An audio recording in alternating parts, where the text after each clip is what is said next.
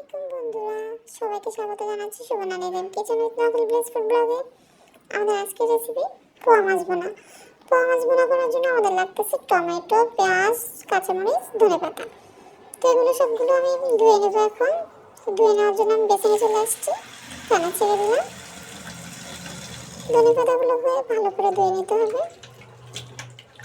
ভালো করে ধুয়ে নিলাম। তো এগুলো আমার ধোয়া শেষ, আমি এবার চলে যাব কাটার জন্য। এগুলো কাটার জন্য নিয়ে এসেছি। আমি টমেটো কেটে নিলাম, পেঁয়াজও কেটে নিলাম। আর সবগুলোই কাটা শেষ, টমেটো, পেঁয়াজ, কাঁচামরিচ, ধনেপাতা। এবার আমি মাছগুলোকে ধুয়ে নেব।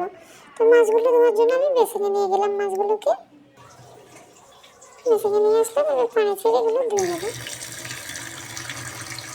মাছগুলো আমি আম্মু পাঠিয়েছি আমাদের বাড়ি থেকে। তো আমার মাছগুলো ধোয়া শেষ, এবার আমি চুলা ধরিয়ে দেবো।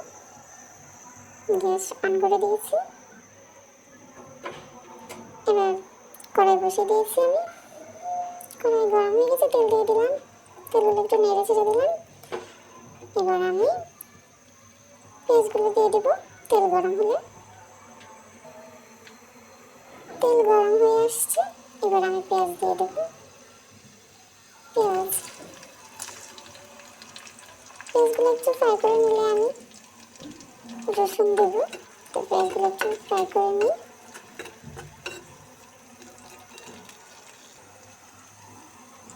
এবার রসুন দিয়ে দেবো।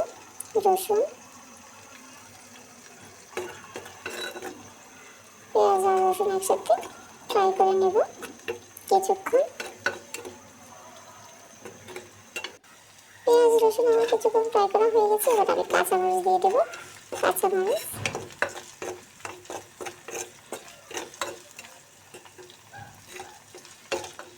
এগুলোকে কিছুক্ষণ কষিয়ে নিলাম। এবার আমি হলুদ দিয়ে দেবো। হলুদ, আমি একটু ঝাল খেতে পছন্দ করি, তো আমি মরিচটা একটু বাড়িয়ে দেবো। মরিচ গুঁড়ো,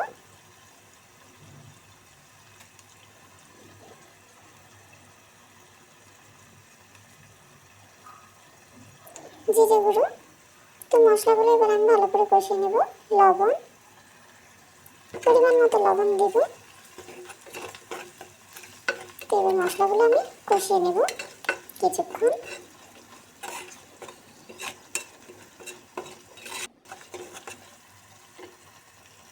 তো এগুলো আমার প্রায় কষানো হয়ে গেছে, দেখতেছি আমি। আমার তেলটা উপরে উঠে আসছে, তার মানে আমার কষানো হয়ে গেছে মশলাগুলো। এবার আমি মাছ দিয়ে দেব। মাছ দিয়ে দিলাম।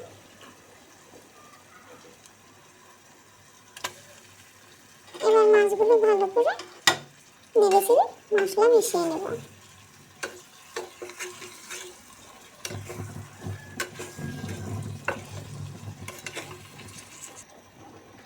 এই মাছগুলো খেতে আমার ভালোই লাগে।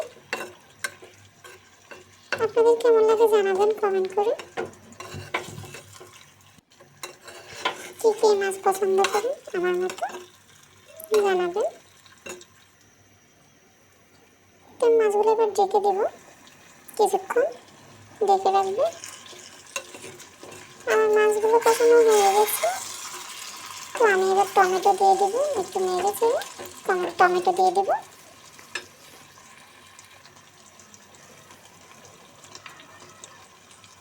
এবার টমেটো দিয়ে দেবো। টমেটো আবার একটু নেড়ে চেড়ে দেবো।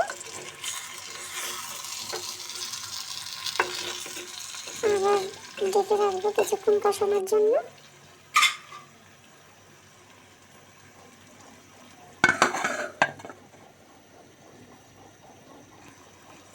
ঢাকনা দিয়েছি। 5 মিনিট পরে আবার ঢাকনা উঠে দেখলাম টমেটোটা প্রায় সেদ্ধ হয়ে গেছে। এবার আমি পানি দিয়ে দিলাম। পরিমাণ মতো পানি দিয়েছি, 1 কাপেরও কম পানি দিয়েছি আমি।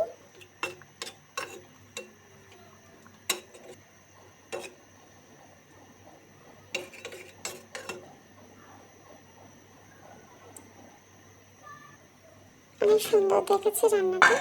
আপনাদের কাছে কেমন লাগতেছে কমেন্ট করে অবশ্যই জানাবেন। ঢেকে রাখলাম। মাছটা হয়ে গেছে। এবার আমি ধনেপাতা দিয়ে দেব। ধনেপাতা দিয়ে কিছুক্ষণ রেখে নামিয়ে ফেলবো।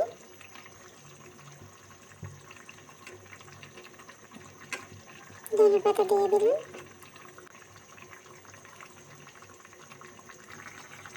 তো আমার মাছ রান্না কমপ্লিট হয়ে গেছে।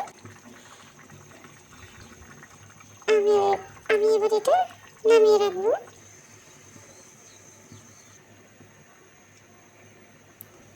কড়াই বসিয়ে দিয়েছি বাঁধাকপি ভাজার জন্য।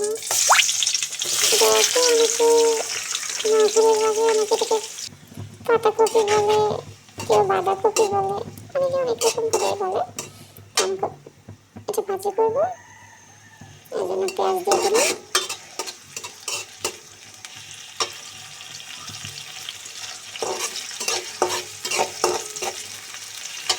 আমি অন্যরকম করে ফ্রাই করবো। তো আমার ফ্রাইটা কেমন হয় দেখুন। যদি ভালো লেগে থাকে তাহলে আপনারা অবশ্যই বাসায় এটা ট্রাই করবেন। কেমন হয় রসুন দিয়ে দিলাম, পেঁয়াজ দিয়ে একটু ফ্রাই করে নিলাম, কাঁচামরিচ দিয়ে দিলাম। একসাথে এগুলো ফ্রাই করে নেব। আলু,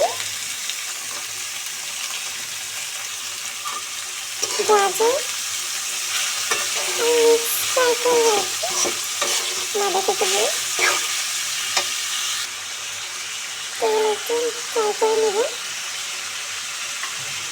এগুলো প্রায় সিদ্ধ হয়ে আসছে, তো আমি হলুদ দিয়ে দিলাম, সামান্য পরিমাণে হলুদ দিলাম, বেশি দেবো না। জিরে দেবো, অল্প একটু জিরে গুঁড়ো দিয়েছি। আর এগুলোকে মিশিয়ে নেব। আমি কোনো পানি দিব না, এগুলো তেলে ফ্রাই করব। তো বাঁধাকপি দিয়ে দিলাম।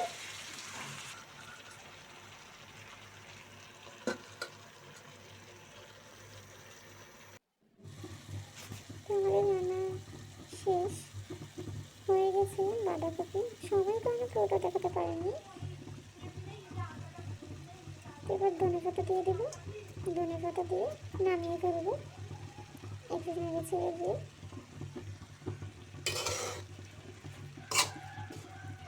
মিক্স করে নিলাম।